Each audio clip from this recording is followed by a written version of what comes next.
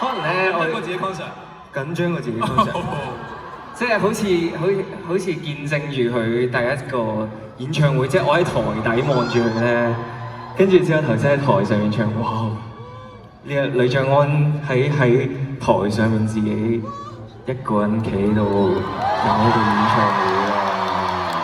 有啲感動係嘛？感動啊！頭先真係感動啊！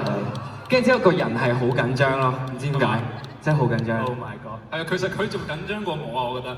啱啱喺入面化妝嘅時候，跟住即係講起，哎呀把聲唔知啲聲點啊？佢話：喂，你記住啊！我嗰陣時第一場賴咗嘢啊咩？你聽咁鬼咧，一定要咩？佢仲緊張過我。跟住我話：唉，唔緊要啦，唔驚啦，走音咪走音啦，我又唔係走過。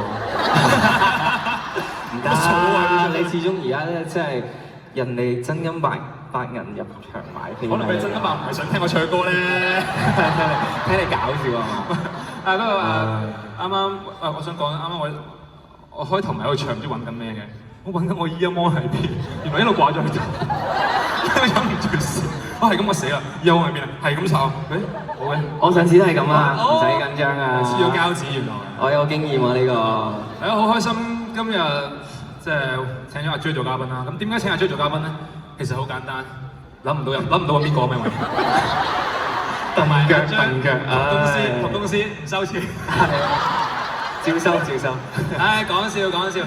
因為即係阿 J 係我哋造星一開始啦，真係由同一組開始，跟住慢慢一步咁樣一齊見住大家一齊嘅。哇，好有型喎！